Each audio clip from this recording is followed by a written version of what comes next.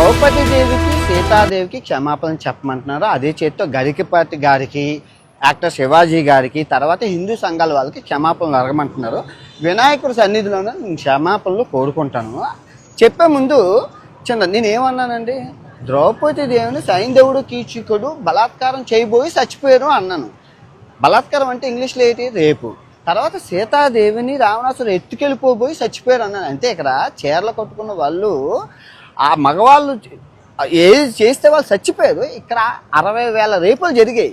So వీళ్ళు ఇంకా బతికి ఉండి బిర్యానీ తింటున్నారు, మీరేం చేస్తున్నారు అని అడిగి అక్కడ సందర్భం. కానీ అక్కడ అంత చెప్పే ఛాన్స్ లేదు. తప్పు జోరులేదు కాబట్టి క్షమాపణలు కోరుకుంటాను. అదే తప్పు అని ఒప్పుకుంటున్నాను కదా. సో ఇప్పుడు నేను తప్పు చేస్తే రాత్రికి వినాయకుడి సన్నిధిలోనే రక్తం నేను క్షమించమన్నా నన్ను క్షమించట్లేదండి. ఓకే, మీ పాయింట్ మాట్లాడుకుందాం. ఇప్పుడు చైనా, జపాన్ ఎక్కడికో అభివృద్ధి సాధిస్తుంటే మనం ఇంకా చీరల దగ్గర ఉన్నామండి. ఈ ఇరాను, ఈ ఇరాక్, ఈ ఆఫ్ఘనిస్తాను మనం ఇంకా అక్కడే ఉండిపోతే ఆఖరికి చివరాఖరికి థాయిలాండ్ అభివృద్ధి సాధించండి. చూడండి ఆ బిల్డింగ్ చూడండి మన డబ్బులతోని. ఒకప్పుడు 2010లో ఒక తాయి బాటు వచ్చేసి ₹1 ఉండేది. 2020కి వచ్చేసరికి ఒక తాయి బాటు వచ్చేసి ₹2 అయిపోయింది. 2026 వచ్చేసరికి 5 సంవత్సరాల్లోనే ఒక తాయి బాటు ₹3 అయిపోయింది. 2030కి వచ్చి ఒక తాయి బాటు 4. అంటే థాయిలాండ్ ఎదుగుతుందే కానీ ఇండియా ఎక్కడ ఎదుగుతుంది? ఇంకా మనం చేరుతూనే ఉన్నాం. సంస్కృతి ఎవరికి వద్దండి, సంస్కృతి అందరికీ కావాలి. సంస్కృతితో పాటు అభివృద్ధి ఏది? ఇక్కడ చూడండి థాయిలాండ్ చూడండి, మన డబ్బులతో కట్టినవా ఎన్ని బిల్డింగ్లను. ఇప్పుడు ఇరాను అభివృద్ధి లేదు, దరిద్రంలోకి వెళ్ళిపోతున్నా. గుడక వేసుకోవాలి, గుడక ఆడవాళ్ళకి ఇష్టం లేదు అక్కడ గుడక వేసుకోవాలి. వీళ్ళు గుడక వేసుకోవాలి అన్నందుకు 10,000 తలకాయల అమ్మాయిలు తీసేశారు. అది ఎక్కడ న్యాయం? ఏమంటే సంస్కృతి అంటారు. ఇరాన్లోని నిన్న జస్ట్ వారం రోజులు అయింది, 9 ఏళ్ల అమ్మాయిని పెళ్లి చేసుకోవచ్చట ముస్లిం వాళ్ళు. చట్టం తీసుకొచ్చారు, ఆ మహమ్మద్ గారు చేశారని చెప్పి, ప్రవక్త ఎవరో చేశారని. అది ఎక్కడ న్యాయం? ఇప్పుడు ఏమన్నట్టు సంస్కృతి అంటారు. అలా సంస్కృతి అని చెప్తే ఎలా అవుతుంది? ఇప్పుడు ఆడవాళ్ళకి నేనేమంటున్నాను, ఆడవాళ్ళకి స్వేచ్ఛ ఇస్తే అభివృద్ధి సాధిస్తాం. ఆడవాళ్ళు మనం చీరకి ఇంట్లకి. ఇప్పుడు ఆఫ్ఘనిస్తాన్ ఉందంటే ఆడవాళ్ళు బయట తిరగకూడదు, ఆడవాళ్ళు స్కూల్కి వెళ్ళకూడదు, ఆడవాళ్ళు కాలేజ్కి వెళ్ళకూడదు. ఎంతవరకు న్యాయం? సో చూసారు కదా నా అన్వేష దురదగా ఏ విధంగా మాట్లాడుతున్నారో మనం నిన్న చూడడం జరిగింది. నా అన్వేష్కి సంబంధించి శివాజీ ఎప్పుడైతే ఆడవాళ్ళ దుస్తుల గురించి మాట్లాడాడో అప్పుడు అన్వేష్ అతన్ని విమర్శిస్తూ కూడా మాట్లాడడం జరిగింది. అంతటితో ఆగకుండా అటు గరిక పార్టీని కూడా ఆయన కొన్ని అన్పార్లమెంటరీ లాంగ్వేజ్ తో మాట్లాడడం జరిగింది. అంతటితో ఆగకుండా హిందూ దేవతలపై కూడా ఆయన కొన్ని అసభ్యకర పదజాలం యూజ్ చేసి మాట్లాడడం జరిగింది. అతను ఏం సందేశం ఇస్తున్నాడు అంటూ కూడా పలువురు నెటిజన్లు అతనిపై ఫైర్ అయ్యి సోషల్ మీడియా అంతా కూడా బాయ్కాట్ నా అన్వేష్ అంటూ కూడా వాళ్ళందరూ కూడా పోస్టులు పెడుతున్న పరిస్థితి సోషల్ మీడియాలో తీవ్రంగా దుమారమే రేగింది. అయితే మొత్తానికి 24 గంటలు గడవక ముందే నా అన్వేష్ అయితే తన తీరు మార్చుకున్నాడు అన్నట్లు ఫస్ట్ ఒక వీడియో రిలీజ్ చేశాడు సారీ చెప్తూ. ఆ వీడియో చూసి ఎవరు క్షమించకపోతే అందరికీ అప్రతిష్ట పాలవుతారు, 2026లో అష్ట దరిద్రాలు మీకు చుట్టుకుంటాయంటూ కూడా శాపనార్థాలు పెట్టే విధంగా మరో వీడియో రిలీజ్ చేశాడు. అంతవరకు ఆగకుండా వేరే దేశాలతోటి ఇతర దేశాలతోటి ఇండియాని కంపేర్ చేస్తూ సంస్కృతి అంటున్నారు. సంస్కృతి ఎక్కడుండాలి?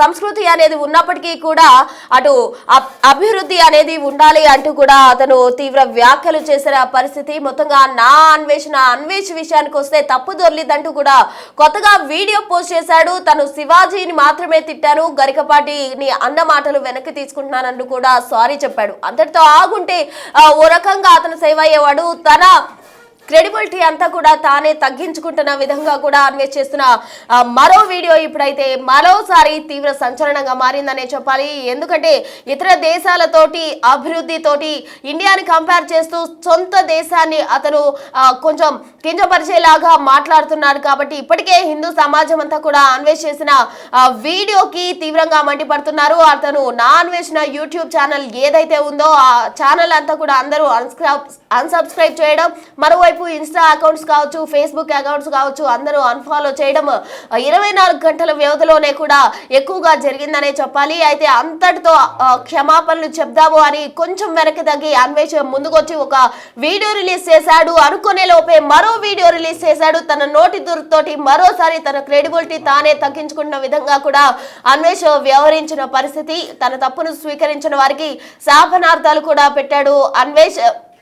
అయితే 2020 మొత్తం కూడా అప్రతిష్ట పాలు అవుతారంటూ కూడా సంచలన వ్యాఖ్యలు చేశారు. అంటే తన సారీ స్వీకరించకపోతే ఆ అష్టదరిద్రాలు చుట్టుకుంటాయి అంటూ కూడా నెటిజన్లు మరోసారి ఫైర్ అవుతున్న పరిస్థితి. సంస్కృతి అంటారు, సంస్కృతి అభివృద్ధి లేని సంస్కృతి ఎక్కడిది అంటూ కూడా ఆయన చేశాడు. అటు ఆఫ్ఘనిస్తాన్ అలాగే థాయిలాండ్ వంటి దేశాలతో ఇండియాను పోలుస్తూ కించపరిచే విధంగా కూడా అతను చేసిన వ్యాఖ్యలు ఇప్పుడు తీవ్ర దుమారాన్ని రేపుతున్నాయని చెప్పాలి. ఇప్పటికే 15 లక్షల మంది ఫాలోవర్స్ నా అన్వేష్ కు సంబంధించిన ఛానల్లో అన్ఫాలో చేశారు.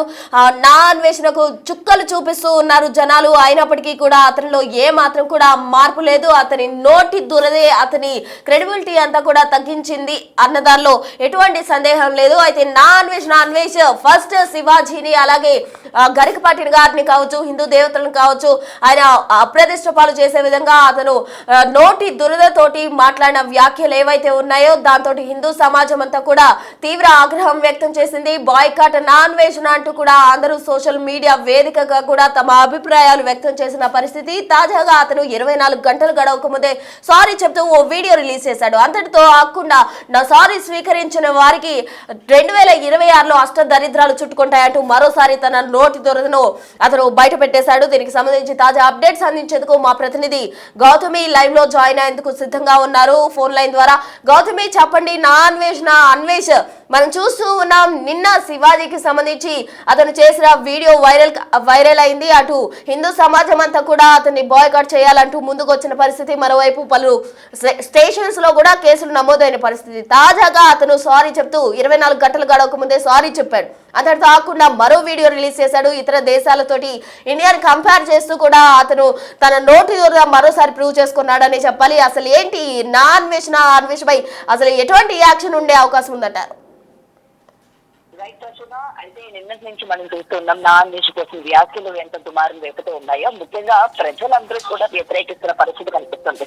సో అతను ఎన్ని మాటలు మాట్లాడినా లేకపోతే ఎన్ని బూతులు మాట్లాడినా ఎలాంటి వీడియోలు చేసినా అతనికి ఏ రోజు కూడా ఎవరు వ్యతిరేకించకపోవడమే ఈ రోజు ఇంతవరకు దారి తీసిందని కూడా చెప్పాలి. ఎందుకంటే ముఖ్యంగా హిందూ దేవుళ్ళ గురించి, హిందూ సాంప్రదాయాల గురించి, ముఖ్యంగా గరికపాటి గారి గురించి, శివాజీ గురించి చేసిన వ్యాఖ్యలు ఏవైతే ఉన్నాయో నిజంగా చాలా అభ్యంతరకరంగా ఉన్నాయి. ఎవరి ఒపీనియన్ వాళ్ళు చెప్పడంలో తప్పు లేదు. ఎందుకంటే శివాజీ మాట్లాడిన మాటలపైన ఇటు సామాజికవేత్తలు లేకపోతే ఇండస్ట్రీకి సంబంధించిన వాళ్ళు లేదా ఇటు సినిమాల్లో ఉన్న వాళ్ళు కావచ్చు, ప్రతి ఒక్కరు కూడా వాళ్ళు ఒపీనియన్ చెప్తున్నారు. సరే నువ్వు కూడా నీ ఒపీనియన్ చెప్పాలనుకున్నప్పుడు చెప్పొచ్చు, కానీ చెప్పే పద్ధతి ఇదా అని చెప్పి వాళ్ళు మండిపడుతున్నారు.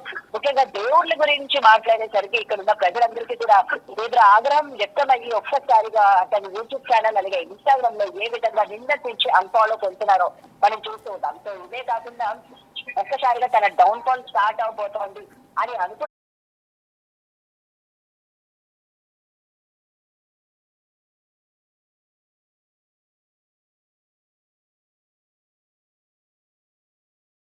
అయ్యో నేను అనరాని మాటలు ఏమైనా అన్నానా అని చెప్పి తను సారీ చెప్పినట్టు మనకి అక్కడ క్లియర్ గా కనిపిస్తుంది. ఎందుకంటే ఎవరైతే నా సారీ యాక్సెప్ట్ చేయరో వాళ్ళు రక్షణ కట్టుకొని చనిపోతారు, లేకపోతే ఇలాంటి శాపనార్థాలు పెట్టడం మరొకసారి అతనిలోని ఉన్న ఆ శారీరం కావచ్చు, లేకపోతే తనకి అన్ఫాలో కొడుతున్న వాళ్ళ మీద ఉన్న కోపం కావచ్చు అని మనకి క్లియర్ గా స్పష్టమవుతుంది. అంతేగాని మన సాంప్రదాయాల గురించి ఆయన మాట్లాడిన మాటలు తప్పని కానీ లేకపోతే ఆయన సారీ చెప్పడానికి నేను సిద్ధంగా ఉన్నాను, నేను అనుకోని స్థితిలో మాట్లాడాల్సి వచ్చింది, నాకు దేవుళ్ళని ఉద్దేశించి అనాలని కాదు అని చెప్పి అంటే అతను చెప్పిన సారీ ఎక్కడ కూడా యాక్సెప్టబుల్ గా లేదు. అండ్ దేవుళ్ళ గురించి అన్నారని వెంటనే అటు ఒక భగవద్గీత వినాయకుని విగ్రహం తీసుకొచ్చి లేదు నేను దేశభక్తి నాకు ఎంతుందో దైవభక్తి కూడా నాకు అంతే ఉంది, నేను సోకాల్డ్ హిమాలయన్ ప్రగా లేకపోతే సోకాల్డ్ అక్కడ తీసుకుపోయి నేను పెట్టి పూజలు చేశాను అని చేసిన వ్యాఖ్యలు ఎవరిని నమ్మించడానికి చేస్తున్నారు. ఇంకా ప్రజలందరూ కూడా అతను నమ్మే పరిస్థితుల్లో లేరు. అతను ఎన్ని చెప్పినా ఎన్ని క్షమాపణ చెప్పినా ఆ ప్రతి ఒక్కరు కూడా నిన్ను అన్ఫాలో కొడితేనే నీకు తగిన బుద్ధ మహిళా కమిషన్ కావచ్చు, లేకపోతే డిపార్ట్మెంట్ కావచ్చు, వీళ్ళందరూ కూడా తనని ఇండియా రప్పించండి, తగిన యాక్షన్స్ కూడా తీసుకోండి అని చెప్పి తీవ్రంగా మండిపడుతున్న పరిస్థితి కనిపిస్తుంది. ఎందుకంటే ఇవాళ యాక్షన్ కానీ తీసుకున్నట్లయితే ఇవాళ ఇది నా అన్వేషే కాకుండా రేపు పొద్దున వేరొకరు మాట్లాడుకుంటాం ఉండే పరిస్థితి కూడా ఉంటది ప్రశ్న. Okay Gautami, thank you. So చూస్తున్నా మొత్తంగా కూడా నా అన్వేష్ కు సంబంధించి మొత్తం కూడా ఫాలోవర్స్ పడిపోతున్నారు. 24 గంటల్లోనే 15 లక్షల మంది కూడా ఫాలోవర్స్ అన్ఫాలో చేసిన పరిస్థితి. తన నోటి దూరదే తన క్రెడిబిలిటీకి దిగజార్చిందనే చెప్పుకోవాలి. క్రెడిబిలిటీ అంతా కూడా పడిపోయిందనే చెప్పాలి. దీంతో క్షమాపణలు కోరుతూ నా అన్వేష్ మరో వీడియో రిలీజ్ చేశాడు. అంతటితో ఆకుండా థాయిలాండ్ చూడండి, ఇంకా ఆఫ్ఘనిస్తాన్ లో చూడండి అంటూ కూడా అతను వేరే దేశాలతోటి ఇండియాను కంపేర్ చేస్తూ కూడా వస్తూ ఉన్నాడు. తప్పు దొర్లిదంటూ కొత్తగా వీడియో పోస్ట్ చేశాడు నా అన్వేష్. అయితే మరి ప్రజలు దాన్ని స్వీకరించాలి. స్వీకరించకపోతే ఏ విధంగా అతను 2026లో అష్ట దరిద్రాలు చుట్టుకుంటాయంటూ కూడా అతను చేసిన వ్యాఖ్యలు ఇప్పుడు సంచలనంగా మారాయని చెప్పాలి. తన మాటలతోటి, తన నోటి వ్యాఖ్యలతోటి నిత్యం కూడా సోషల్ మీడియాలో విమర్శలకు గురవుతూ ఉన్నాడు నా అన్వేష్. మరి ఇప్పుడు చేసిన ఈ వీడియోకు సంబంధించి నెటిజన్లు ఏ విధంగా రియాక్ట్ అవుతారు? అతనిపై ఇప్పటికే నిన్న చేసిన వ్యాఖ్యలకు సంబంధించి కూడా పలు స్టేషన్స్ లో కేసులు పెట్టడం జరిగింది. మరి ఇప్పుడు దేశాన్ని వేరే ఇతర దేశాలతో కంపేర్ చేస్తూ మాట్లాడడమే కాదు, 2026లో తన సారీ యాక్సెప్ట్ చేయని వాళ్ళకి అష్ట దరిద్రాలు చుట్టుకుంటాయంటూ కూడా చేసిన వ్యాఖ్యలను నెటిజన్స్ ఏ విధంగా తీసుకుంటారు అండ్ తదుపరి యాక్షన్ ఎలా ఉంటుంది, పరిణామాలు ఏ విధంగా ఉండబోతున్నాయి అనేది వేచి చూడాలి.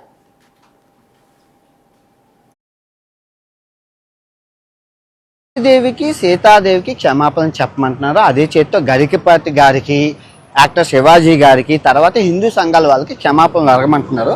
వినాయకుడి సన్నిధిలోనే నేను క్షమాపణలు కోరుకుంటాను. చెప్పే ముందు నేనేమన్నానండి, ద్రౌపది దేవుని సైంధవుడు కీచకుడు బలాత్కారం చేయబోయి చచ్చిపోయారు అన్నాను. బలాత్కారం అంటే ఇంగ్లీష్లో ఏంటి? రేపు. తర్వాత సీతాదేవిని రావణాసురుడు ఎత్తుకెళ్ళిపోబోయి చచ్చిపోయారు అన్నాను. అంతే. ఇక్కడ చీరలు కట్టుకున్న వాళ్ళు, ఆ మగవాళ్ళు ఏది చేస్తే వాళ్ళు చచ్చిపోయారు. ఇక్కడ 60,000 రేపులు జరిగాయి. సో వీళ్ళు ఇంకా బతికి ఉండి బిర్యానీ తింటున్నారు, మీరేం చేస్తున్నారు అని అడిగి అక్కడ సందర్భం. కానీ అక్కడ అంత చెప్పే ఛాన్స్ లేదు. తప్పు జరగలేదు కాబట్టి క్షమాపణలు కోరుకుంటాను. అదే తప్పు నేను ఒప్పుకుంటున్నాను కదా. సో ఇప్పుడు నేను తప్పు చేస్తే రాత్రికి వినాయకుడి సన్నిధిలోనే రక్తం కక్కుకొని చచ్చిపోతాను. కనుక నా తప్పు మీరు స్వీకరించకపోతే ఈ సంవత్సరం నుంచి నెక్స్ట్ సంవత్సరం వరకు అష్ట దరిద్రాలు మీకు అంటుకుంటాయి. ఛాలెంజా వినాయకుడి మీద ప్రమాణకం చేసి చెప్తున్నాను. నేను తప్పు చేస్తే ఈ రోజు రాత్రికి రక్తం కొక్కుని చచ్చిపోతాను. కానీ మీకు ఈ సంవత్సరం 26 అంతా నాలుగు మీద మచ్చలోనే అష్ట దరిద్రాలు పట్టుకొని సర్వనాశనం అయిపోతారు. నేను చెప్తున్న తప్పుని స్వీకరించకపోతే. 2, గరికపాటి గారికి టీషర్టును జీన్ ప్యాంట్ ఆడవాళ్ళు వేసుకుంటే నచ్చదని అంటున్నారు. నేను అబ్బాయిలు వేసుకుంటున్నారు కదండి అంటే అవన్నీ నాకు తెలియదు. ఆడవాళ్ళు పద్ధతిగా ఉండాలి, చీరలు కట్టుకోవాలన్నారు. ఓకే, అది ఆయన పెద్ద ఆయన కాబట్టి నేను ఆయన్ని తిట్టలేదు. కాకపోతే కొన్ని పదాలు వారాను, దాన్ని వెనక్కి తీసుకుంటూ క్షమాపణలు కోరుకుంటున్నాను. ఇంకా శివాజీ గారిని, ఆయన సామాన్లు అన్నందుకు నేను తిట్టాను, ఆయన వెనక్కి తీసుకున్నారు, నేను వెనక్కి తీసుకున్నాను. Problem solve. ఓకే, మీరు ఎక్కడితో వదిలేస్తే బాగుంటుంది, లేదు అంటే మీ ఇష్టం. నేను ఇప్పుడు మంచి శాండ్విచ్ మసాజ్ థాయిలాండ్లో చేసుకొని రాత్రికి మంచి సినిమాకి వెళ్ళి ఆ వీడియో రేపు పొద్దున్న పెడతాను. ఓకే, నేనైతే చిల్ అవుతాను, రిలాక్స్ అవుతాను. మీరేం అవుతారు అనేది మీ మనసుకే ఆలోచించేస్తున్నాను. Love you all. అందరూ బాగుండాలి, అందులో నేను ఉండాలి. నేను క్షమించమన్నా నన్ను క్షమించట్లేదండి. ఓకే, మీ పాయింట్ మాట్లాడుకుందాం. ఇప్పుడు చైనా, జపాన్ ఎక్కడికో అభివృద్ధి సాధిస్తుంటే మనం ఇంకా చీరల దగ్గర ఉన్నామండి. ఈ ఇరాను, ఈ ఇరాక్, ఈ ఆఫ్ఘనిస్తాను మనం ఇంకా అక్కడే ఉండిపోతే ఆఖరికి చివరాఖరికి థాయిలాండ్ అభివృద్ధి సాధించాం. చూడండి, ఆ బిల్డింగ్ చూడండి మన డబ్బులతోని. ఒకప్పుడు 2010లో ఒక థాయ్ బాట్ వచ్చేసి ₹1 ఉండేది. 2020కి వచ్చేసరికి ఒక థాయ్ బాటు వచ్చేసి ₹2 అయిపోయింది. 2026 వచ్చేసరికి 5 సంవత్సరాల్లోనే ఒక థాయ్ బాటు ₹3 అయిపోయింది. 2030కి వచ్చి ఒక థాయ్ బాటు 4. అంటే థాయిలాండ్ ఎదుగుతుందే కానీ ఇండియా ఎక్కడ ఎదుగుతుంది? ఇంకా మనం చేరుతూనే ఉన్నాం. సంస్కృతి ఎవరికి వద్దండి, సంస్కృతి అందరికీ కావాలి. సంస్కృతితో పాటు అభివృద్ధి ఏది? ఇక్కడ చూడండి, థాయిలాండ్ చూడండి, మన డబ్బులతో కట్టినవా ఎన్ని బిల్డింగ్లను. ఇప్పుడు ఇరాను అభివృద్ధి లేదు, దరిద్రంలోకి వెళ్ళిపోతున్నా. గురక వేసుకోవాలి, ఆడవాళ్ళకి ఇష్టం లేదు అక్కడ గురక వేసుకోవాలి. వీళ్ళు గురక వేసుకోవాలి అన్నందుకు 10,000 తలకాయల అమ్మాయిలు తీసేశారు. అది ఎక్కడ న్యాయం? ఏమంటే సంస్కృతి అంటారు. ఇరాన్లోని నిన్న జస్ట్ వారం రోజులు అయింది, 9 ఏళ్ల అమ్మాయిని పెళ్లి చేసుకోవచ్చట ముస్లిం వాళ్ళు. చట్టం తీసుకొచ్చారు, ఆ మహమ్మద్ గారు చేశారని చెప్పి, ప్రవక్త ఎవరో చేశారని. అది ఎక్కడ న్యాయం? ఇప్పుడు ఏమన్నా సంస్కృతి అంటున్నారు. అలా సంస్కృతి అని చెప్తే ఎలా అవుతుంది? ఇప్పుడు ఆడవాళ్ళకి నేనేమంటున్నాను, ఆడవాళ్ళకి స్వేచ్ఛ ఇస్తే అభివృద్ధి సాధిస్తాం. ఆడవాళ్ళు మనం చీరకి, ఇంట్లకి. ఇప్పుడు ఆఫ్ఘనిస్తాన్ ఉందంటే ఆడవాళ్ళు బయట తిరగకూడదు, ఆడవాళ్ళు స్కూల్కి వెళ్ళకూడదు, ఆడవాళ్ళు కాలేజ్కి వెళ్ళకూడదు. ఎంతవరకు న్యాయం?